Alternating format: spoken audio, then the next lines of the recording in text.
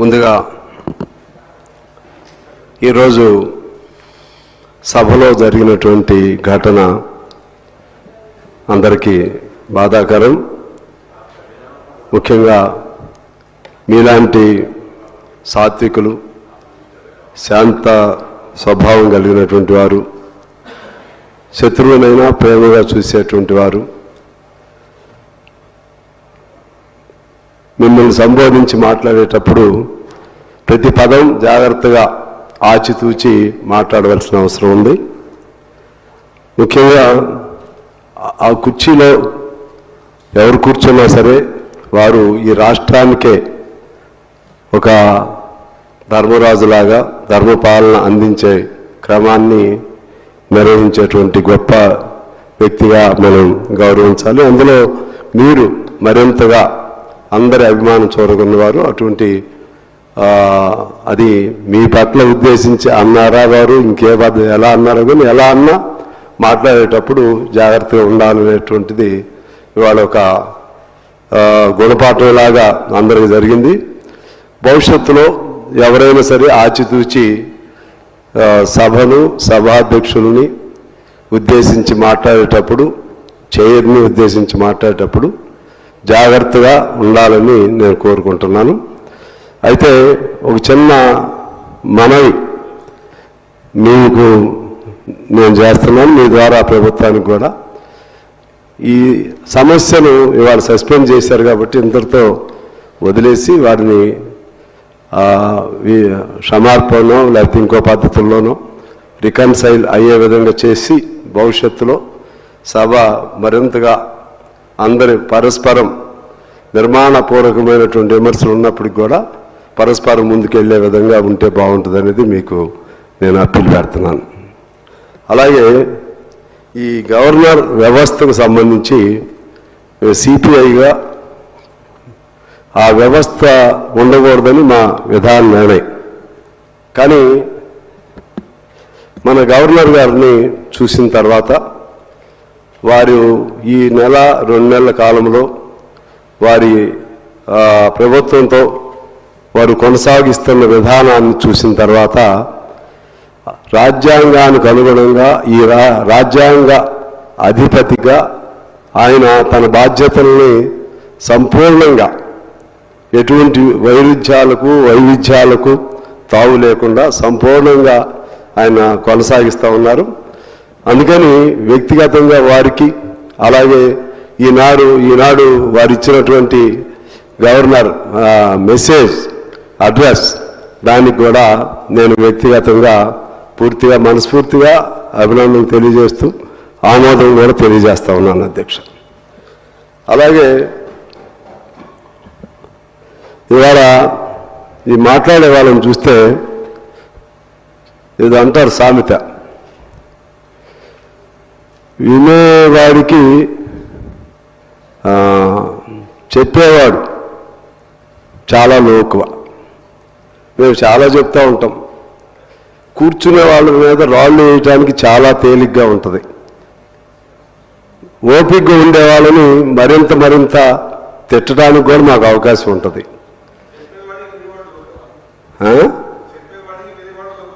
అదే నేను అనేది, వినేవాడు అంటే చాలా తక్కువ. ఎందుకనంటే మా తప్పులు మాకు కనపడవు, మేమేం చేస్తున్నామో మాకు తెలియదు.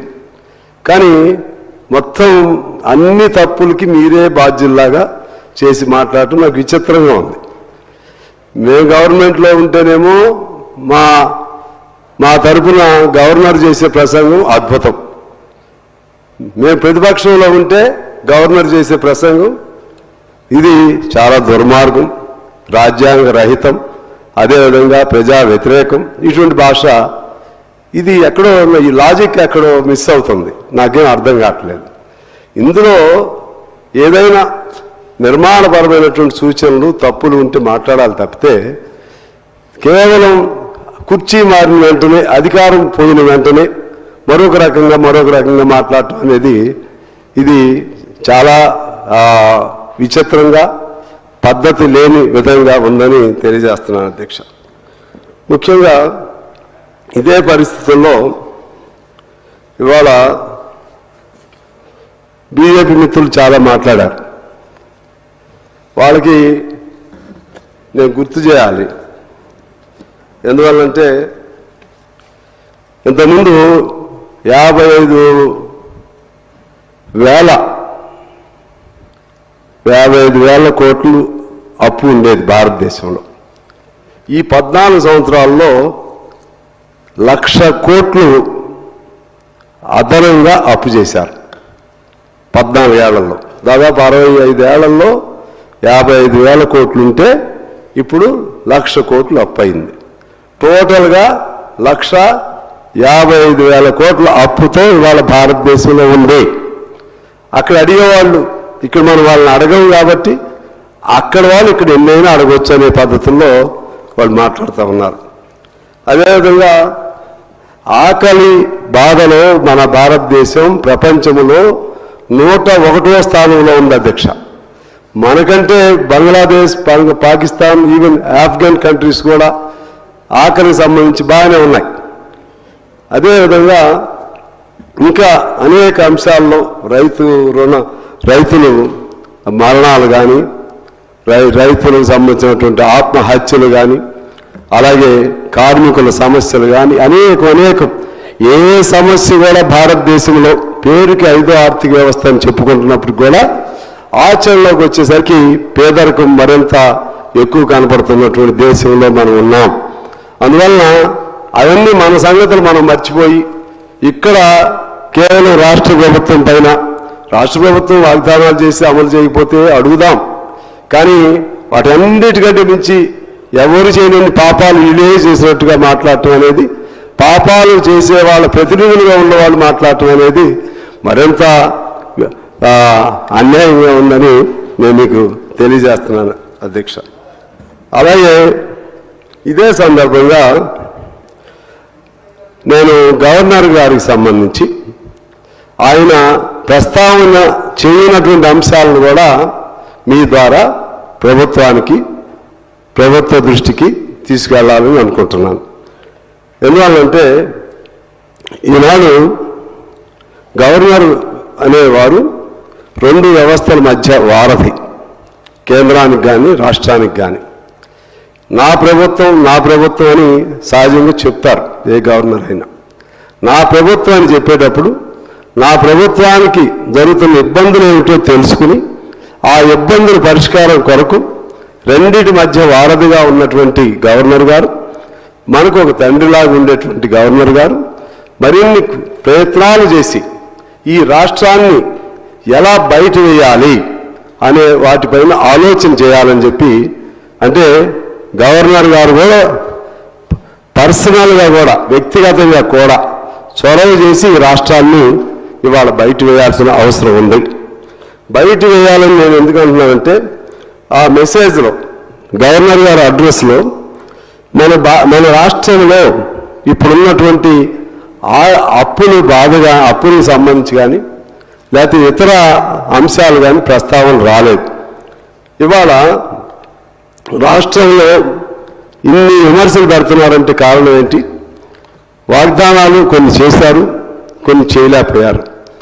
చేసిన వాగ్దానాలు అమలు అవుతున్నాయి, కొన్ని అమలు కావట్లేదు. దానికి కారణం ఏంటి? వాస్తవంగా అనుకున్నారు ఆ ఎలక్షన్ సమయంలో సహజంగా ఎన్నికల మేనిఫెస్టోలో మేమున్నా కూడా ఇది ఇస్తాం అది ఇస్తామని చెప్పి ఏదో మనకు ఆదాయం వస్తుందని తీర్చగలుగుతామనేటువంటి ఒక ఆత్మవిశ్వాసంతో చేస్తాం. ఇప్పుడు కొన్ని చేయలేకపోతా ఉన్నాం. చేయలేకపోవడానికి కారణం ఎవరు? దీన్ని ఈ రాష్ట్రంలో అప్పుల సుడిగుండంలో ముంచిన వాళ్ళు ఎవరు? ఈ రాష్ట్రంలో ఈ అప్పుల సుడిగుండం నుంచి బయటకు రావడానికి కూడా వీలు లేని పరిస్థితుల్లో ఈ అప్పుల ఊపిలో ఈ రాష్ట్రం మరింత దిగజారిపోవడానికి కారణం ఎవరు? వారే మరలా మీరు బయటికి రాకూడదు, వీళ్ళు ఈ అప్పుల్లోనే ఉండాలి, ఈ రాష్ట్రానికి మంచి జరగకూడదు అనే పద్ధతుల్లో దీన్ని ఇంకా దీనికి శాపనార్థాలు పెడుతూ ఆ పరిస్థితిలో ఉన్నారు. అందువల్ల గవర్నర్ గారు అసలు దీన్ని ఎలా బయటేయాలి నేను అడుగుతా ఉన్నాను. మా భట్టి గారు కూడా ఇక్కడ ఉన్నారు. నేను వారి బాధ కూడా నేను చూస్తున్నా, రాష్ట్ర ప్రభుత్వ బాధ కూడా నేను చూస్తున్నా. నా దగ్గరికి ఎంతమందో వస్తున్నారు, వాళ్ళందరూ నేను ఎంతమంది వారి దగ్గర తీసుకెళ్ళినా నవ్వుతారు, చేద్దాం అంటారు. ఎట్లా చేయగలుగుతారు? నాకు అది ఆశ్చర్యం. అసలు ఎలా? ఇప్పుడు దాదాపు 56,000 కోట్లు బకాయిలు ఉన్నాయి, విద్యార్థుల బకాయిలు ఉన్నాయి, హాస్పిటల్స్ బకాయిలు ఉన్నాయి, కాంట్రాక్టర్లు బకాయిలు ఉన్నాయి, ఇంకా అనేక రూపాయల్లో బకాయిలు ఉన్నాయి. అసలు ఎలా తీరుస్తారో నాకు అర్థం కావట్లేదు. అలాగే పాత అప్పులు ఎలా తీరుస్తారో అర్థం కావట్లేదు. ఇంకా చాలా వాగ్దానాలు ఇంకా అమలు చేయాల్సి ఉన్నాయి, వాటిని ఎలా చేస్తారో నాకు అర్థం కావట్లేదు. దీనికి పరిష్కారం ఏమిటి అనేది ఇందులో మీరు చూపెట్టాల్సిన అవసరం ఉందని నేను కోరుతా ఉన్నాను. నేనే సదుద్దేశంతో చెప్తున్నాను, నేనే దురుద్దేశంతో కాదు. మీరు బాగుండాలని నా కోరిక. ఎందుకంటే మేము మిత్రులు, మీరు బాగుండాలి. మొన్న మీ తరఫున మేము ఒక ఎమ్మెల్సీ కూడా గెలిచాం మీ సపోర్ట్తో. అందువలన మీరు బాగుండాలంటే దీనికి ఎలా బయటకు రావాలనేది ఆలోచన చేయాల్సిన అవసరం ఉందని నేను మీకు మనవి చేస్తున్నాను.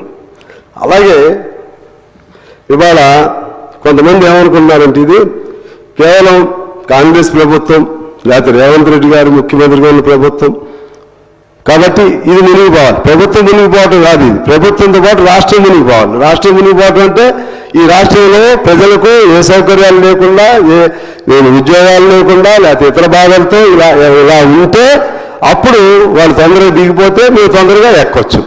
ఈ ఆలోచన చేస్తూ ఉన్నారు అధ్యక్ష. ఇది ఒక రేవంత్ రెడ్డి గారు కాంగ్రెస్ ప్రభుత్వం కాదు, ప్రభుత్వం వారిదైనా మనం ఎన్నుకున్న ప్రభుత్వం, మనం ఓట్లు వేసినా వేయకపోయినా మెజార్టీ ప్రజలు ఎన్నుకున్నటువంటి ప్రభుత్వం. ఈ ప్రభుత్వం బాగుంటేనే ప్రజలు బాగుంటారు. ఈ 5 ఏళ్ళు ఆ ప్రభుత్వం బాగుండాలని కోరుకోవాలి. ఏమి కావాలో మనం ప్రశ్నించాలి, తప్పులేదు. ఏమి జరగట్లేదో ప్రశ్నించాలి, తప్పులేదు. ఏమి ఎక్కడ లోపాలు జరుగుతున్నాయో ఎత్తి చూపెట్టాలి, తప్పులేదు. ఆ విధంగా ఇవాళ జరగట్లేదు. జరగకుండా ఏం చేస్తున్నారు? సోషల్ మీడియాని వేదికగా చేసుకుని నిజంగా ఎంత బాధాకరంగా ఉంటుందంటే, నిజంగా ఒక రెవల్యూషనరీ నాయకుల్లాగా ఉన్నటువంటి మీలో కూడా అనేక మంది ఉంటే మీకు వ్యతిరేకంగా అసభ్యకరంగా వినకూడనటువంటి పదాలు వాడుతూ కొంతమందిని పెయిడ్ ఆర్టిస్టులను పెట్టుకున్నారో ఏం పెట్టుకున్నారో నాకు తెలియదు. ఎన్ని బూతులు ఎటువంటి భాష వాడుతున్నారంటే నాకు చాలా ఆశ్చర్యంగా ఉంది. అక్కడ ఆంధ్రప్రదేశ్లో వాళ్ళ అధికారంలో ఉండి వాడారు, ఇవాళ ప్రతిపక్షంలో ఉండి వీళ్ళు వాడుతున్నారు. అది ప్రజలు వాడుతున్నారా? నేను అనుకోను. ప్రజలు అంత భయంకరంగా బూతులు మాట్లాడతారు అనుకోను. ఆడవాళ్ళు మాట్లాడతారని అసలే అనుకోను నేను. దీని వెనక ఏదో ఉంది. అందువలన మీ ద్వారా నేను ప్రభుత్వాన్ని కోరుతా ఉన్నాను, ఖచ్చితంగా దీనికి ఎక్కడో ఫుల్ స్టాప్ వేయాల్సినటువంటి అవసరం ఉంది. ఖచ్చితంగా ఎవరేమనుకోరు. ఇక్కడ ప్రజాస్వామ్య గొంతులు నిలవటం లేదు. బూతులు ఇష్టం తిడతా ఉంటే మౌనంగా ఉంటే అది అసమర్థత అవుతుంది. ఎప్పుడైనా సరే అప్పుడప్పుడు కళ్ళు తెరవాలి, కోపం కూడా రావాలి.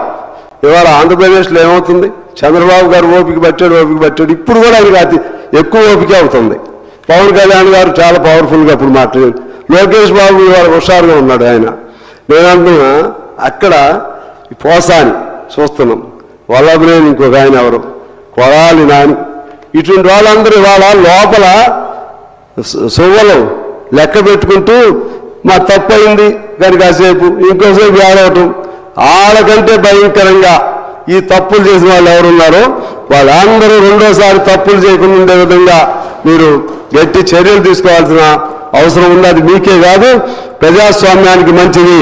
ప్రజాస్వామ్యంలో మీరు తప్పు చేసినా మేము తప్పు చేసినా ఆ పద్ధతుల్లోనే ఆ భాషలోనే మాట్లాడుకోవాలి మినహా వ్యక్తిగతంగా భార్యల్ని పిల్లల్ని అదేవిధంగా మన సంస్కృతికి భిన్నంగా భాషను ఉపయోగించే ఎవరైనా సరే రెండోసారి ఆ పదం పలకాలంటే వాళ్ళ వెన్నెముకలో భయం ఉండేట్టుగా చర్యలు తీసుకోవాలని నేను మిమ్మల్ని కోరుతున్నాను అధ్యక్ష. అదేవిధంగా ఈరోజు అసలు మీ ద్వారా ప్రభుత్వ మంత్రుల్ని ముఖ్యమంత్రి గారిని వాళ్ళని మీ ద్వారా కోరుతా ఉన్నాను అధ్యక్ష. అసలు ఎందుకు అసంతృప్తి వస్తుంది ప్రభుత్వం పైన? ఎందుకు ప్రజల్లో ఈ మేరకు అసహనం వస్తుంది? ఒక్కసారైనా మీరు సమిష్టిగా కూర్చుని మంచిగా మేధో మదనం అంటారే ఓకే, అదైనా సరే, అదైనా మనం తప్పేం లేదు. అసంతృప్తి వస్తుందని ఒకవేళ ఉంటే, ఒకవేళ అసలు ఏదైనా అవకాశం ఉన్నట్టు విమర్శ కూడా అవకాశం. ఏమంటున్నారంటే ఇవాళ మీరు అనేక మంచి పనులు చేశారు, కొన్ని చేయలేకపోవచ్చు. ఇప్పుడు 20,000 కోట్లు, 20,000 చిల్లర కోట్లు రుణమాఫీ. అధ్యక్షుడు, గౌరవ సభ్యులు అంటే ప్రభుత్వం బాగుండాలి, ప్రభుత్వం మీద వస్తున్న ప్రచారం గురించి చెప్పినారు. తప్పకుండా తమరి దృష్టి కూడా అనేక సందర్భాల్లో తీసుకురావడం జరిగింది. ఏ విధంగా అయితే కొంత పూర్తిగా అంటే ప్రజలు వినలేని చూడలేని విధంగా సోషల్ మీడియాలో ఏ విధంగా దుష్ప్రచారం చేస్తున్నారో చూస్తారో, అందులో సభకు సంబంధించిన వ్యక్తులపై కానీ లేదా ప్రభుత్వానికి సంబంధించిన అనేక జరుగుతున్నాయి. వాటి మీద మరొకసారి కఠినపరంగా వారు ఆ సభ్యులు విజ్ఞప్తి చేసిన కఠినపరంగా ఉంటూనే గౌరవ సభ్యునికి మీ ద్వారా తెలియజేస్తున్నారు. ఏంటంటే ప్రభుత్వంలో ఎన్నికల్లో ఇచ్చిన వాగ్దానాలు మ్యాక్సిమం పూర్తి చేయడం జరుగుతోంది. ఒకటో రెండో అరా ఉన్నా వాటిని అందరూ కూడా ఆర్థిక పరిస్థితి దృష్ట్యా వాటిని కూడా అధిగమించి తప్పకుండా ప్రభుత్వం అవన్నీ పూర్తి చేసిన తర్వాత ఎన్నికలకు పోతాం. కానీ ఈ సందర్భంలో ఈ యొక్క గ్లోబల్ ప్రచారం ఏదైతే జరుగుతుందో వాళ్ళు చేసే ప్రయత్నం చేస్తారు. అదే ఎజెండాగా దుబాయ్ కేంద్రం పెట్టుకొని బయట పెట్టుకొని 100 కోట్లు ఖర్చు పెట్టుకుంటూ సాక్షాత్తు కేటీఆర్ గారే అన్నారు, మేము ఒకవేళ 32 మెడికల్ కాలేజీ బదులు 32 వాట్సాప్ యూనివర్సిటీలు పెడితే బాగుండనే విధంగా వాళ్ళు చేసుకొని అదే ఎజెండాగా ప్రచారం చేస్తూ ఉన్నారు. ప్రజాస్వామ్యం మీద విశ్వాసం ఉన్న వాళ్ళందరూ దాన్ని ఖండించాలి. ఇవాళ ప్రజలు చాలా అన్ని రకాల కార్యక్రమాల లోపల రైతులకు సంబంధించిన అంశం కావచ్చు, ఉద్యోగాలకు సంబంధించి కావచ్చు, అన్ని రకాల ఒక విద్యా వ్యవస్థను ఏ విధంగా అమ్మ ఆదర్శ పాఠశాలల నుంచి మొదలు కొట్టుకుంటే నియామకాల దాకా మీరు ప్రత్యక్షంగా చూస్తూ ఉన్నారు. కాబట్టి మనం అటువంటి దుష్ప్రచారాన్ని తిప్పికొట్టడానికి ప్రజల్లో ఎక్కడ కూడా అసహనమో లేకపోతే అశాంతి ఏం లేదు. కొంత కన్ఫ్యూజన్ పబ్లిక్ వాళ్ళు రాంగ్ ప్రచారణ చేస్తున్న దానికి మనం ఎదుర్కోవడానికి మా సభ్యులు కానీ ప్రజలు కానీ అధికారులు అందరూ కూడా అందుకు సంబంధించి ముందుకోవాలని సందర్భంగా కోరుతూ నమస్కారం. అధ్యక్ష, ఇప్పుడు నేను మీ దారిలోకి రాబోతున్నా, మీరు తొందరపడి కోయిలు కూసినట్లు కూశారు. నేనేమంటున్నానంటే భారతదేశంలో ఒక్క పర్యాయమే ఒక్క దఫాగా 20,000 కోట్ల రుణమాఫీని చేసినటువంటి ఏ రాష్ట్రమైనా ఉందా? కొంతమంది మిగిలి ఉండొచ్చు, వాళ్ళని ఐడెంటిఫై చేయండి. నా సలహా లేనప్పుడు క్లియర్గా ఇంకెవరైనా ఇప్పుడు ఉందా మీరు అన్నారు, ఇంకెవరైనా మిగిలి ఉంటే ఒకవేళ టెక్నికల్ రీజన్స్తోనూ ఇంకో దాంతోనూ మిగిలి ఉంటే తీసుకురండి. ముందు ఒక అపార్థం అయితే వచ్చింది. 2 లక్షలు పైన ఉన్నటువంటి రుణమాఫీలో 2 లక్షలు పైన ఉండేటువంటి ఆ పై డబ్బులు కట్టుకుంటే మాఫీ చేస్తామని అన్నారు.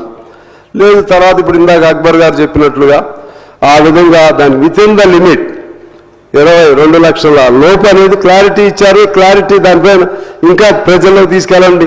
2 లక్షల లోపు రుణమాఫీ చేసిన వాళ్ళు ఎవరున్నారో అని అడగండి. 2 లక్షలు రుణమాఫీ చేసిన రాష్ట్రం ఏ రాష్ట్రం ఉందని అడగండి. ఏ బీజేపీ ప్రభుత్వం ఉందని అడగండి. నేను చెప్పేది ఆ యాంగిల్లో నేను మీకు చెప్తున్నాను. అదేవిధంగా రైతు భరోసా ఉంది. రైతు భరోసాలో నిజంగా ఇంతకుముందు ఆ భరోసా ఆ రైతు బంధు రాబందులు పాలైంది. అప్పుడు దాని నుంచి విముక్తి చేశారు. ఇప్పుడు దాన్ని చెప్పండి, మీరు జనంలోకి చెప్పండి. జనంలోకి చెప్పటం ద్వారా జనంలో ఉన్నటువంటి అపోహల నుండి ఇంకోటి నుండి అవి తొలుగుతాయి. అదేవిధంగా వడ్ల బోనస్, నేను ఈ మధ్య అదే వడ్ల కల్లం ప్రారంభించడానికి అప్పుడెప్పుడు పోయావు 1 నెల క్రితం. వాళ్ళు ఎంత సంతోషంగా ఉన్నారంటే ఈ టైంలోనే, ఈ రుణమాఫీ కాలంలోనే కొంతమందికి రాలేదని ఇంకా అందలేదన్న టైంలో ఒక రైతుకి 1 ఎకరాకి 10,000 సన్న బియ్యం పేరుతో 10,000 రూపాయలు ఆదాయం వచ్చింది. కారణం ఏంటంటే 20 క్వింటాలు వాళ్ళకి పండిని అంట. 20 క్వింటాలకి 500 చొప్పున 10,000 ఆదాయం వచ్చింది ఎకరాకి. వాళ్ళు చాలా సంతోషంగా ఉన్నారు. అట్లా చాలామంది సంతోషంగా ఉన్నారు. కొంతమంది ఇబ్బంది వెళ్ళిన వాళ్ళని గమనంలో తీసుకోమని నేను కోరుతున్నాను. అదేవిధంగా హోంవర్క్ మీరు చేయవలసిన అవసరం ఉందని నా సలహా. ఖచ్చితంగా ఏ మినిస్టర్ తమ శాఖలో ఏమి జరుగుతుందో ఖచ్చితంగా హోంవర్క్ చేయాల్సిన బాధ్యత ఉండి ఆ విధంగా శాఖను సంపూర్ణంగా ఎఫెక్టివ్గా దాన్ని నడుపుకుంటే మీకు మంచిదని నేను మీకు సలహా ఇస్తున్నాను. అదేవిధంగా ధరని రద్దు చేశారు. రద్దు చేసిన ధరల స్థానంలో కౌలుదారుల గుర్తింపు, కాస్తు కాలం లాంటివి త్వరితగతం చేస్తే భూభారతి మంచి పథకం అవుతుంది. అదేవిధంగా స్కిల్ యూనివర్సిటీ అది చాలా మంచి కాన్సెప్ట్, స్పోర్ట్స్ యూనివర్సిటీ చాలా మంచి కాన్సెప్ట్, ఫ్యూచర్ సిటీ చాలా మంచి కాన్సెప్ట్, మహిళలకు ఉచిత బస్సు ప్రయాణం దాదాపు 500 కోట్ల ఆదాయం మహిళలకి, అది మంచి మహిళలకు ఉపయోగదాయకమైంది. 200 యూనిట్ల వరకు విద్యుత్ మాఫీ, 50 లక్షల పేద కుటుంబాలకు అది ఉపయోగం. 500కి గ్యాస్ సిలిండర్ 43 లక్షల మందికి అది ఉపయోగం. 433 కోట్ల సబ్సిడీ. డైట్ ఛార్జీలు 40% పెంపు, విద్యార్థులకు ఉపయోగం. కాస్మెటిక్ ఛార్జీలు 200% పెంచారు, అది విద్యార్థులకు ఉపయోగం. ఒక్కొక్క నియోజకవర్గంలో 200 కోట్లతో యంగ్ ఇండియా స్కూల్ ప్రారంభం మొన్నే మంజూరు కూడా అయింది. మా నియోజకవర్గానికి కూడా వచ్చింది, మాలాగా ఇంకో 50 నియోజకవర్గాలకు వచ్చింది. అన్ని నియోజకవర్గాలకి అది విద్యారంగంలో రెవల్యూషనరీ చేంజ్. అలాగే యంగ్ ఇండియా పోలీస్ స్కూల్ మంచిదే, అమ్మ ఆదర్శ పాఠశాలలు మంచిదే, పేదలకు ఇండ్లు ఇప్పుడే మొదలు పెడుతున్నారు, అది మంచిదే. రేషన్ కార్డులు ఇస్తున్న 10 ఏళ్ల నుంచి ఇవ్వనటువంటి రేషన్ కార్డులు ఇస్తున్నారు, అది మంచిదే. ఆదాయం సర్టిఫికెట్స్ ఈ మధ్య 10 ఏళ్ల తర్వాత మొన్నే చూసాం, అది మంచిదే. బీసీలు 42% రిజర్వేషన్ చట్టబద్ధత ఎవరూ చేయలేనిది రాష్ట్రం, దేశంలో ఏ రాష్ట్రంలో చేయలేనటువంటి దాన్ని రిజర్వేషన్ మీరు ప్రతిపాదన చేశారు. రేపు చట్టం కూడా రేపు 15వ తారీఖు కాబోతుంది. దానికి నేను మనస్ఫూర్తిగా మీకు అభినందన తెలియజేస్తా ఉన్నాను. జస్టిస్ షమీన్ అఖ్తర్ ఆధ్వర్యంలో ఎస్సీ వర్గీకరణ కూడా భారతదేశంలో మన రాష్ట్రంలో మొదటిసారి జరిగింది. ఆరోగ్యశ్రీ 5 లక్షల నుండి 10 లక్షల పెంపుదల, ఆరోగ్యశ్రీలో 153 జబ్బులను అదనంగా చేర్చడం, ఇవన్నీ కూడా మంచి డెవలప్మెంటల్ యాక్టివిటీస్లో భాగమే. అలాగే నిన్న అనుకుంటాను భట్టి గారు ప్రకటన చేశారు, నిరుద్యోగ యువతకు ప్రతి ఒక్కరికి 3 లక్షల చొప్పున ఇచ్చే విధంగా నిరుద్యోగ యువతకు ఒక ఆధారం చూపెడతామని చెప్పారు, వారికి అభినందనలు. అదేవిధంగా ఒలింపిక్స్ సంబంధించి ఒక స్టేట్మెంట్ వచ్చింది. నిన్న ఎవరో అన్నారు 3 లక్షల కోట్లతో ఒలింపిక్స్ ఈ హైదరాబాద్లో నడుపుతారా, ఇంకా వ్యంగ్యంగా అన్నారు ముఖ్యమంత్రి ప్రకటన. నేనేమన్నానంటే ఒలింపిక్స్ హైదరాబాద్లో జరపటం అంటే ఒక తెలంగాణ రాష్ట్రం కాదు జరపటం, ఒలింపిక్స్కి అనువైనటువంటి ప్రదేశం ఏదైనా ఉందంటే భారతదేశంలో అమెరికా మన హైదరాబాద్ నెంబర్ 1 ప్రదేశంగా ఉంటుందనేది సెన్స్ అందులో ఉంది. అది కూడా అర్థం చేసుకోకపోతే ఇంకేం చెప్పాలి. భారతదేశంలో ఏదో ప్రాంతంలో ఒక అంతర్జాతీయ వేడుక జరిగితే అది మొత్తం ఆ రాష్ట్రమే భరిస్తుంది అంటే ఎక్కడైనా భారతదేశం తరపున మొత్తం భారతదేశం భరించాలి. కానీ దానికి అనువైనటువంటి ఇన్ఫ్రాస్ట్రక్చర్, అనువైనటువంటి ప్రాంతం అమెరికాను మించి మన హైదరాబాద్ను మించి భారతదేశంలో ఇంకేదో 1-2 రాజధానులు ఉంటాయేమో నాకు తెలియదు. ఎంతకంటే మించిన రాజధాని హైదరాబాద్ కంటే మించిన రాజధాని, ఎంతకంటే అభివృద్ధి చెందుతున్నటువంటి రాజధాని, ఇప్పుడు ఆ 4th సిటీ కూడా వస్తే ఎంతకంటే అభివృద్ధి చెందేటువంటి రాజధాని లేదనేది నా అభిప్రాయం అని మీ ద్వారా తెలియజేస్తున్నాను అధ్యక్ష. అదేవిధంగా సామాజిక ఆర్థిక సర్వే కేంద్రమే వెల్లడి చేసింది 24-25. దీని ప్రకారంగా సొంత ఆదాయంలో మన రాష్ట్రం టాప్ పొజిషన్లో ఉంది. రాష్ట్రంలో 100% గ్రామాలకు రక్షిత మంచినీరు అందుతున్నాయి. స్థూల ఉత్పత్తుల సేవల రంగంలో దేశంలో మన రాష్ట్రం 7వ స్థానంలో ఉంది. జీడీపీలో 5% సొమ్ము మన రాష్ట్రం నుంచే పోతా ఉంది. తర్వాత ఐటీ సేవల్లో కర్ణాటక తర్వాత 2nd ప్లేస్లో మనం ఉన్నాం. రియల్ ఎస్టేట్లో బెంగళూరు, ముంబైతో పోటీగా మన హైదరాబాద్ ఉంది. అదేవిధంగా 88% సొంత పన్నుల రాబడితో మన రాష్ట్రం ఉంది. ఇవన్నీ చాలా మంచి విషయాలు. ఇవి ప్రజలకు చేరవేయటంలో మీ వైఫల్యం ఉందనేది మాత్రం నేను చెప్తున్నాను. మీరు స్పోర్టివ్గా తీసుకోండి, నెగిటివ్గా తీసుకోండి. నేను స్నేహితుడిగా మీరు ఏమేమి మంచి చేస్తున్నారో అవన్నీ చెబుతూ ఎక్కడ ఫెయిల్ అవుతున్నారో అది అర్థం చేసుకోమని నేను మీకు తెలియజేస్తున్నాను.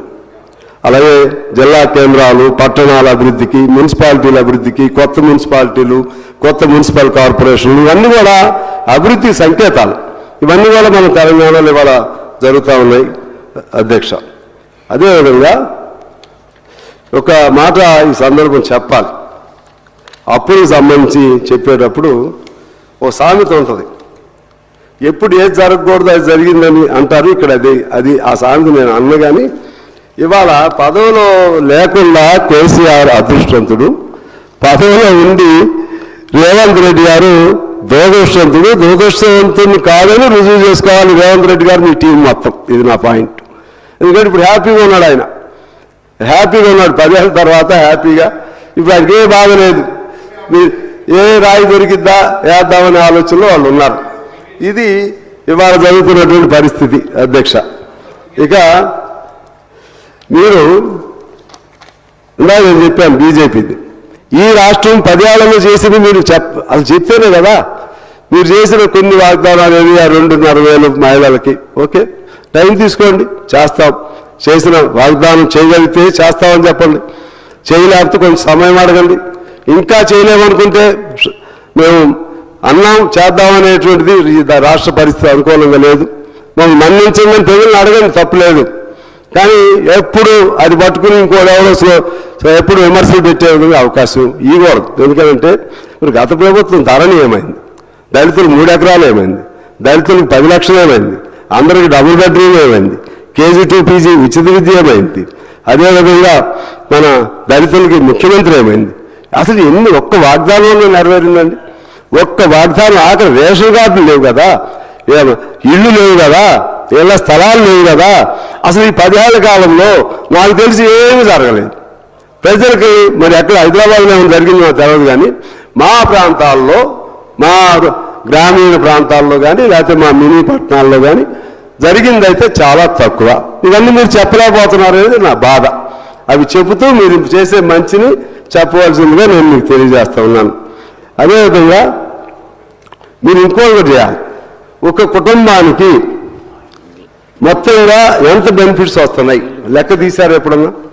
విద్యుత్తు 200 యూనిట్లకి ఎంత బెనిఫిట్, బస్ ఛార్జీల పేరుతో ఎంత, గ్యాస్ లాంటివి ఎంత, ఇంకా ఇటువంటి సౌకర్యాలు ఎన్ని కుటుంబానికి సగటున 5,000, 6,000, 10,000 నెలకు మీరు ఇస్తున్నారనేది ఆ ప్రజల్లోకి తీసుకెళ్ళగలిగినటువంటి ఆ విధమైనటువంటి మేధో మదనం ఆలోచన చేయమని నేను మిమ్మల్ని కోరుతున్నాను.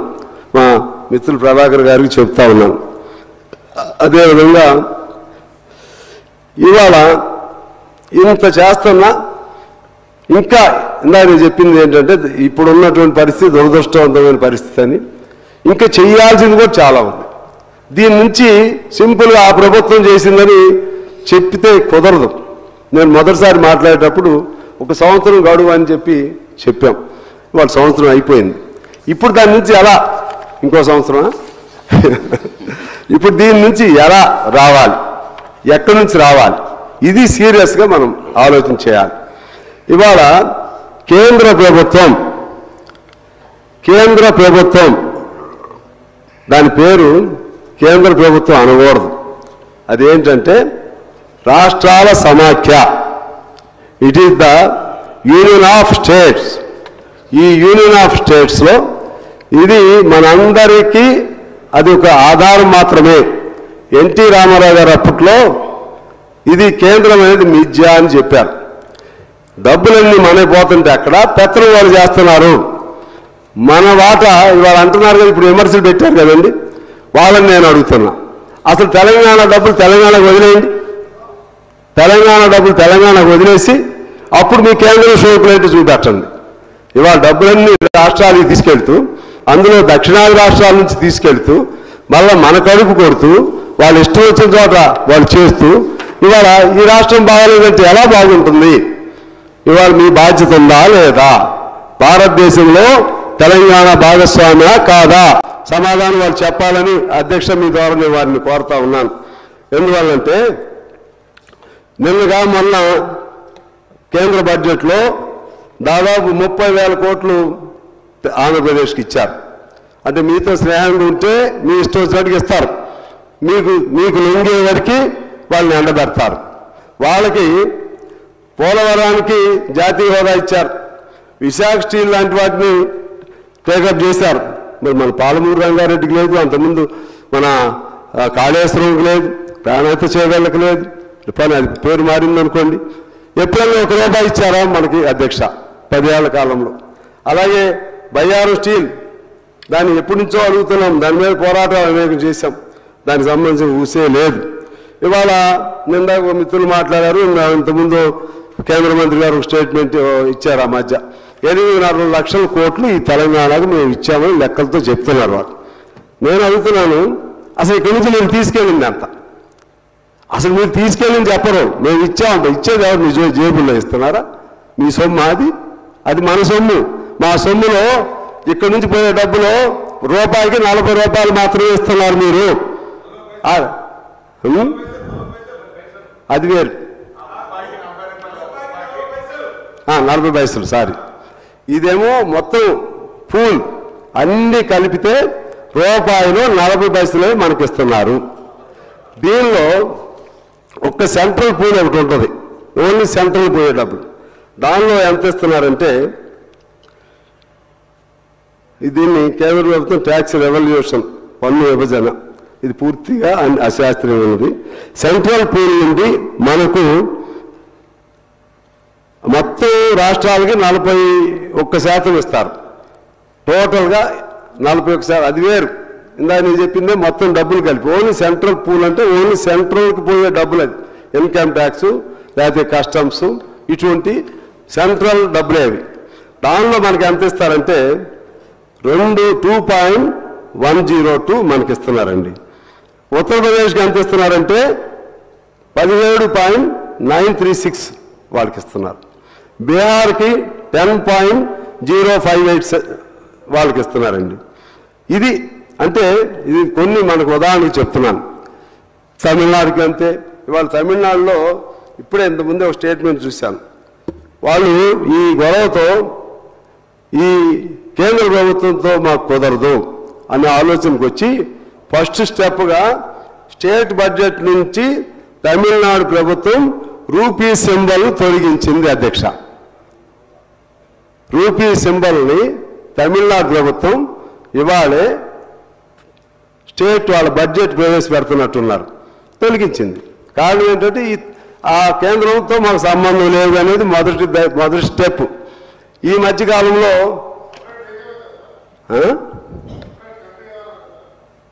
అనలేదు, ఇంకా అనలేదు, అదే చెప్తున్నా.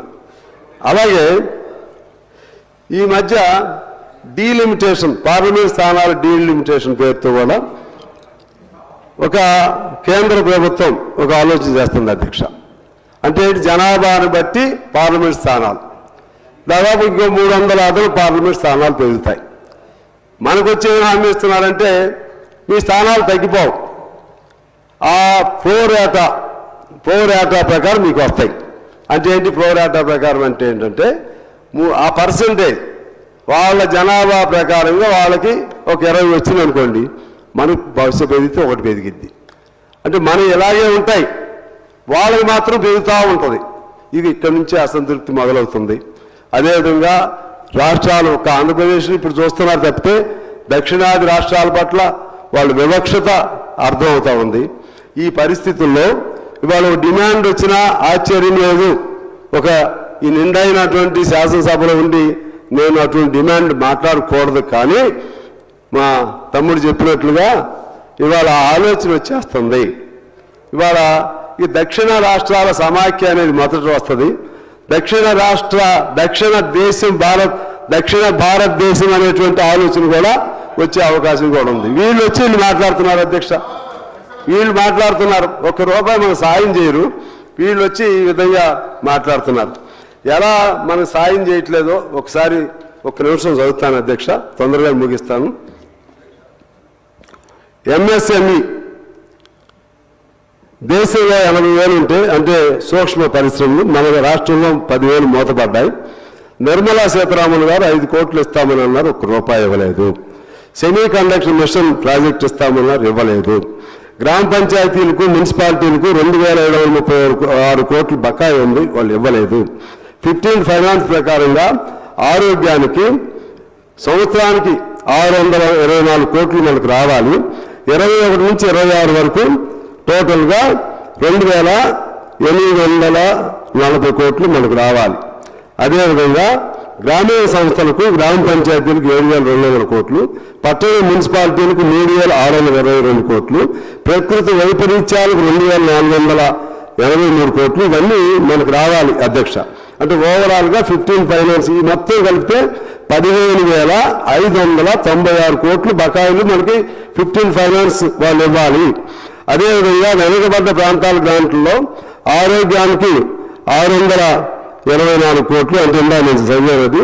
ప్రధానమంత్రి గ్రామీణ సడక్ యోజన కింద 255 కోట్లు, సెన్సస్కు 46 కోట్లు, జ్యుడిషియల్ 245 కోట్లు, ఉన్నత విద్యకు 129 కోట్లు, వ్యవసాయ అభివృద్ధికి 165 కోట్లు, స్పెసిఫిక్ గ్రాంట్ 2,362 కోట్లు, మొత్తం 5,386 కోట్లు వెనుకబడ్డ ప్రాంతాల గ్రాంట్కు రావాలి అధ్యక్ష. టోటల్గా 15 ఫైనాన్స్ కానీ ఇది కానీ కలిపితే 20,940 కోట్లు మనకు రావాలి. అదేవిధంగా జిఎస్టీ మన సిజిఎస్టీ మనకు రావాల్సింది 7 నేను మాట్లాడండి తర్వాత మాట్లాడు. మనకు రావాల్సింది సిజిఎస్టీ 7,832 కోట్లు రావాలి అధ్యక్ష. 7,832 కోట్లు రావాలి. అంటే ప్రతి ఏప్రిల్ నెలలో విడుదల కావాలి. అది చివరి వరకు గడుపుతూ మార్చి వరకు ఇస్తానే ఉంటారు అధ్యక్ష. రైల్వే ప్రాజెక్టుల పట్ల వివక్షత, నీతి ఆయోగ్ సిఫార్సు, నీతి ఆయోగ్ మనకు సిఫార్సు చేసింది అధ్యక్ష. ఆనాడు టీఆర్ఎస్ ప్రభుత్వం ఉన్నప్పుడు భగీరథకు అది ప్రోగ్రెస్ దీని కింద 19,000 కోట్లు ఇవ్వాలని, మిషన్ కాకతీయకు 5,205 కోట్లు ఇవ్వాలని నీతి ఆయోగ్ సిఫార్సు చేసింది. అయితే నీతి ఆయోగ్ ఏదైనా ఆర్థిక సహాయం చేయాలంటే చేయలేదు కేంద్రం, వాళ్ళు చేసే సూచనలు మాత్రం పాటించలేదు అధ్యక్ష. అసెంబ్లీ స్థానాలు 119 రావాలి, మనకి 119 153 రావాలి, అది కూడా మనకు చేయలేదు అధ్యక్ష. ఈ విధంగా అన్ని అంశాల్లో మనకి తీరని అన్యాయం కేంద్ర ప్రభుత్వం జరుగుతుంది. ఆ డబ్బులు మనకు రావాలని నేను కోరుతున్నాను. కేంద్రం డబ్బులు మనకు వస్తే మన వాటా మనకు రావాలి. ఇతర సహాయం కూడా మనకు చేస్తే కొంత మేరకు మనకి భారం తగ్గిద్దని నేను మీకు తెలియజేస్తున్నాను. ఒక నిమిషం అయిపోయింది, తర్వాత నీ ఇష్టం మాట్లాడు మిత్రులు. ఆఖరిగా పరిష్కారాలు దానికి సంబంధించి ఇంకా ఈ రాష్ట్ర ప్రభుత్వం ఆదాయాన్ని పెంచుకునే అవకాశం ఏ మేరకు ఉన్న ప్రయత్నం చేయాలి. ఒకటి 58, 59 జీవోల్ని మరలా అమలు చేయండి, దాని ద్వారా ఆదాయం వస్తుంది. సింగరేణి ప్రాంతాల్లో 76 జీవో ఉంది, అది ఆగింది, అమలు చేయండి, దాని ద్వారా ఆదాయం వస్తుంది. ఇనాం జాగీర్దార్ భూములను క్రమబద్ధీకరించండి, దాని ద్వారా ఆదాయం వస్తుంది. ఎల్ఆర్ఎస్ను కాలపరిమితి లేకుండా ఇప్పుడు వరకు అమల్లోకి తీసుకొచ్చి 20 వరకు ఉంది, దాని మీద క్యాప్, అది తీసేయండి, ఇప్పటి వరకు తీసుకురండి, దాని ద్వారా ఆదాయం వస్తుంది. అసైన్ భూములు క్రమబద్ధీకరించండి, దాని ద్వారా ఆదాయం వస్తుంది. ల్యాండ్ మాఫియా చర్యలు కబ్జాలు గురైన వాటిని విడిపించండి, దాని ఏమన్నా పేదవాడికి అవకాశం ఉంటే ఇవ్వండి, లేకపోతే ఏదైనా దాన్ని కిరాయికి ఇవ్వండి, ఆ విధంగా ఆదాయం సంపాదించండి. అదేవిధంగా పేదవాడు వేసుకున్నటువంటి గుడిసెలు వేసుకున్నటువంటి అబ్దుల్లాపూర్, మేట్, వరంగల్, హనుమకొండ, చేవెళ్ళ, మేడ్చల్, రంగారెడ్డి, నాకు తెలిసి కొన్ని చెప్తున్నాను, ఇంకా అనేక చోట్ల ఉన్నాయి. వాళ్ళందరికీ పట్టాలు ఇవ్వండి, ఖర్చు లేని పని, ప్రభుత్వానికి మంచి పేరు వస్తుంది. అదేవిధంగా సింగరేణి జీవో 22 అది అమలు చేయండి. దాదాపు 30,000 మంది సింగరేణి కాంట్రాక్ట్ కార్మికులకు అది మీ ప్రభుత్వానికి భారం కాదు, అది భారం ఎవరికంటే సింగరేణి, అది ఇవ్వాలి. కోర్టు చెప్పిన తీర్పు అది ఇస్తే మినిమం కనీస వేతనం వస్తుంది, మీకు మంచి పేరు వస్తుంది. ఆర్టిజాన్ ఉద్యోగులకి వాళ్ళ డిజిగ్నేషన్ మార్చండి, ఖర్చు తక్కువ, మీకు మంచి పేరు వస్తుంది. ఆర్టీసీ ఆటో బీమా ప్రభాకర్ గారి మధ్య సమస్య పరిష్కారం చేశారు, ధన్యవాదాలు. ఆర్టీసీని కూడా సమస్య పరిష్కారం చేయమని నేను కోరుతా ఉన్నాను. అదేవిధంగా హోమ్ గార్డ్, మెడికల్, ఇంకా అసంఘటిత రంగం ఇటువంటి వాళ్ళకి కనీస వేతనం అమలు చేయండి. దాన్ని అమలు చేసే క్రమంలో ఆయా వాళ్ళు పనిచేసే కంపెనీల నుంచే వసూలు చేయండి, ఇప్పుడు ఎందుకంటే భవన నిర్మాణం ఉంది, భవన నిర్మాణానికి పనికొచ్చేటువంటి సిమెంటు లేకపోతే ఐరన్ ఆ కంపెనీలు వాళ్ళ నుంచి సెస్ కొంత వసూలు చేస్తారు అధ్యక్ష. ఆ సెస్ని సంక్షేమ బోర్డుగా ఏర్పాటు చేసి దాని నుంచి వచ్చింది వాళ్ళకి ఇస్తున్నారు. అలాగే ఆటో వాళ్ళకు సంక్షేమ బోర్డు, హమాలీలకి ఈ కాంట్రాక్ట్ కార్మికులకు ఈ విధంగా సంక్షేమ బోర్డులు ఏర్పాటు చేస్తే ప్రభుత్వానికి ఖర్చు లేకుండా ఆ కార్మికులకు ఉపాధి కల్పించేటువంటి సంస్థలు, కార్పొరేట్లు లేకపోతే వాళ్ళ నుంచి కొద్దిగా సెస్ వసూలు చేస్తే తద్వారా వాళ్ళ ఖర్చు కలిసి వస్తుంది. అదేవిధంగా కొద్దిమంది కాంట్రాక్టులు బాధపడతారేమో కానీ లక్షలాది మంది దీంతో బాగుంటారు. అలాగే ఎస్సీ ఎస్టీ సప్లాన్ అమలు చేయండి. గిరిజన బీసీ ఎస్సీ పిల్లల హాస్టల్స్కు ఫుడ్ ఇటువంటి జాగ్రత్తగానే జరుగుతున్నాయి. కానీ ఎక్కడో మొన్న మధ్య పిల్లలకి కాస్త పాయిజనస్ ఇదైంది. అటువంటి లేకుండా జాగ్రత్తలు తీసుకోండి. విద్యా ప్రమాణాలను పెంచండి. ఆ విధంగా అదేవిధంగా ముఖ్యంగా హెల్త్కు సంబంధించి 100% హెల్త్ ఇన్సూరెన్స్ పెట్టండి. మీకేం భారం రాదు. అందరికీ నిజంగా కొంతమంది జాగ్రత్తగా ఉండి హెల్త్ ఇన్సూరెన్స్ కట్టుకునే వాళ్ళు కార్పొరేట్ వైద్యం తీసుకుంటున్నారు. మాకు తెలిసిన మా పార్టీ పిల్లలు. అంటే అది మీరే చేయండి. అమెరికా లాంటి దేశంలో మొత్తం 100% హెల్త్ ఇన్సూరెన్స్ ఉంటుంది. అటువంటి హెల్త్ ఇన్సూరెన్స్ పెట్టండి. ఆ విధంగా చేయండి. మంచి పేరు వస్తుంది మీకు. మీరు 5 ఏళ్ళ కాలం చక్కగా ఉండాలని నేను కోరుకుంటున్నాను. మీ మిత్రుడిగా మీరు బాగుండాలని నేను కోరుకుంటూ, మీ ప్రభుత్వం బాగుండాలి, ప్రజలు బాగుండాలి. ప్రజలు మళ్ళీ మమ్మల్ని మీరు మంచి పని చేయలేదు మమ్మల్ని తిట్టకూడదు. ప్రజలకి మేము కూడా భరోసా ఇచ్చే విధంగా ఉండాలని కోరుకుంటూ, అధ్యక్ష సమయం ఎక్కువ ఇచ్చినందుకు మీకు నా హృదయపూర్వక ధన్యవాదాలు.